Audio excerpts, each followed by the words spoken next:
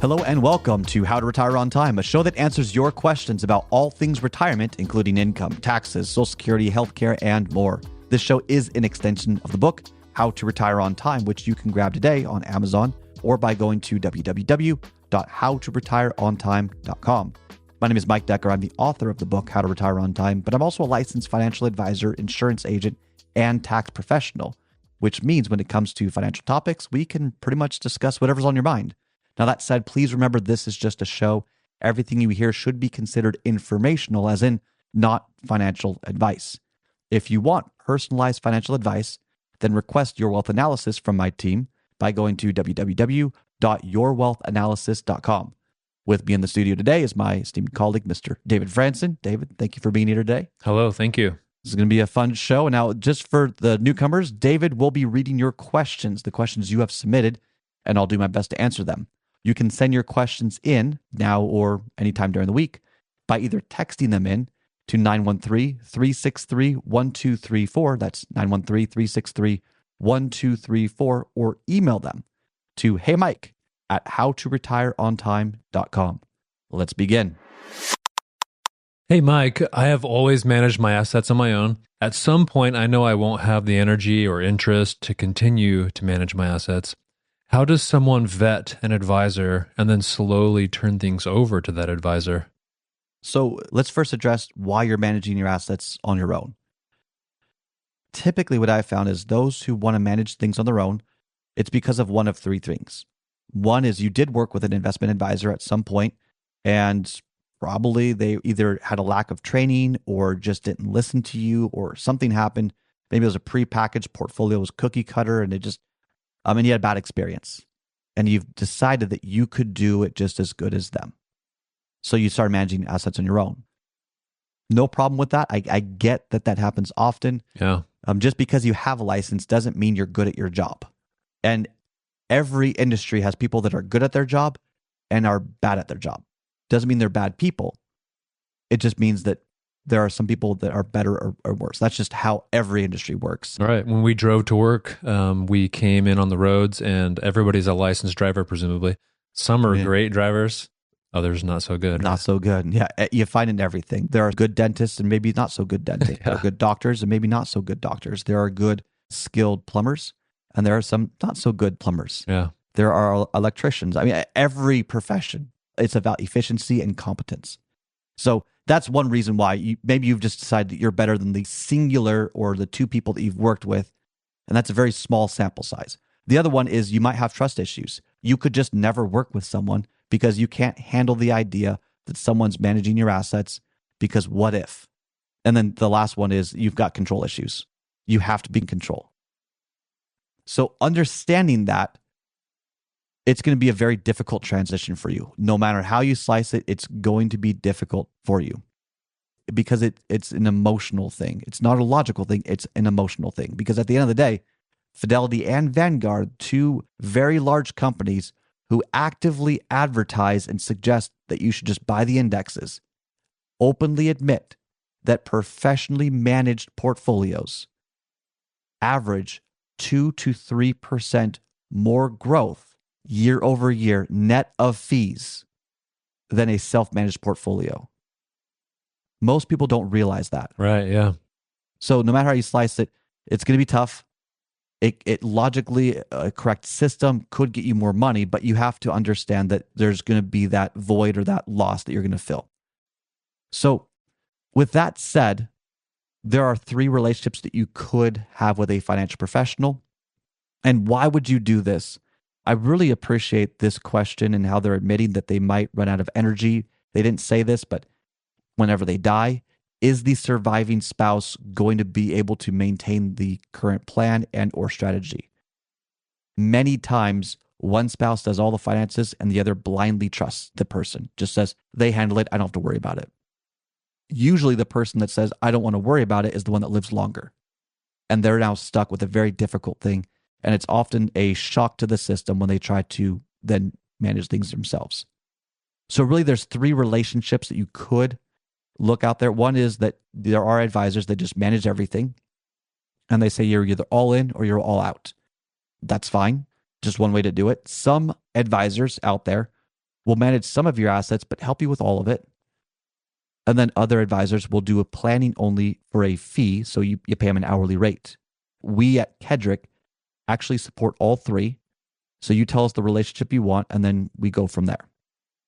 Because everyone's different, and we recognize that. And frankly, our hourly rate was to help people who had trust and control issues build a relationship, to help them make better decisions. And then if it makes sense and the time we're right, maybe develop a different relationship. It's up to what people want.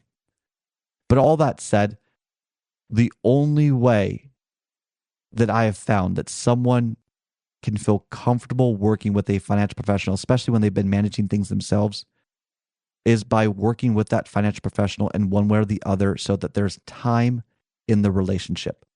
Time creates trust. People do business based on mutual trust and respect.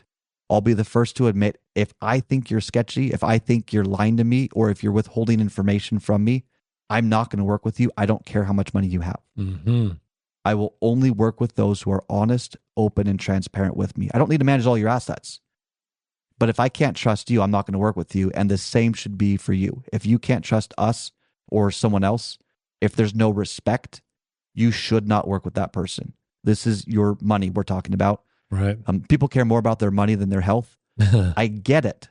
If you screw up something with your health, you can probably recover, hopefully recover. The human body is very good about healing. It is. If you screw up your money, it's very difficult to recover.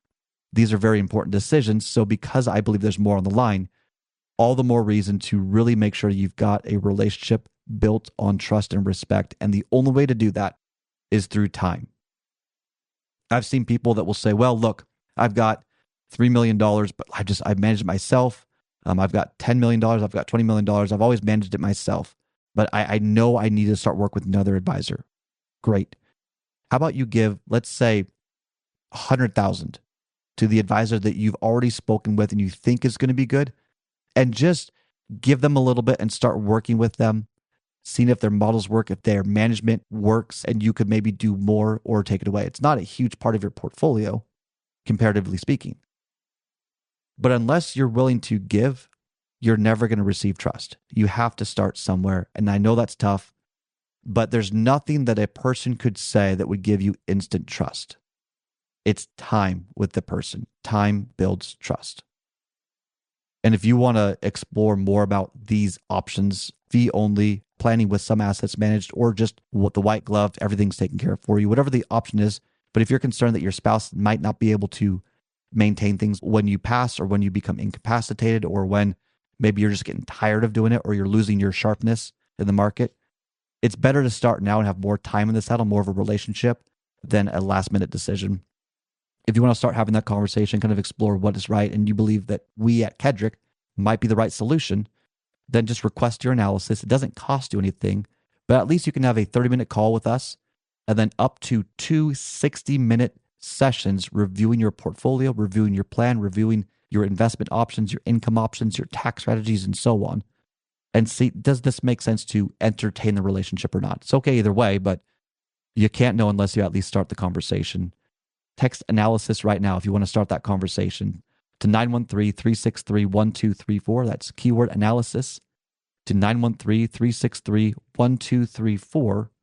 Or you can go to www.yourwealthanalysis.com to learn more, to request the analysis, and so on. I just want to point this out. I've had people actually die during the planning process. Oh, wow. Just an act of nature, out of the blue. And the spouse said, hey, I'm sorry we've been silent for the last 3 weeks. My husband died. He hasn't been responding to your emails. I know he was planning with you. Can we finish this together? I have no idea what's going on. He said he trusted you, so let's keep going. That's happened a couple of times. Wow. Several times, actually. Just last year, I had several clients that were going through the planning process, had a stroke in the middle of the planning process. This is one of the things that you really can't time it, because no one knows the future, even with our own life.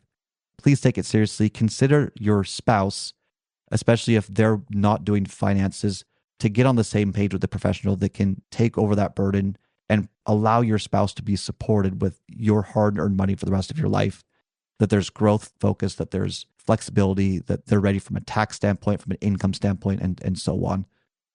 Text analysis right now, 913-363-1234. Make sure your spouse is on the phone with that call. Make sure that you're both available if married. But this stuff matters, and you can't build a steady, sturdy relationship overnight. It does take time. Text analysis right now to 913-363-1234 or go to www.yourwealthanalysis.com. That's all the time we've got for the show today. If you enjoyed the show, consider subscribing to it wherever you get your podcasts. Just search for How to Retire on Time. Discover if your portfolio is built to weather flat market cycles or if you're missing tax minimization opportunities that you may not even know exist. Explore strategies that may be able to help you lower your overall risk while potentially increasing your overall growth and lifestyle flexibility. This is not your ordinary financial analysis. Learn more about Your Wealth Analysis and what it could do for you, regardless of your age, asset, or target retirement date. Go to www.yourwealthanalysis.com today to learn more and get started.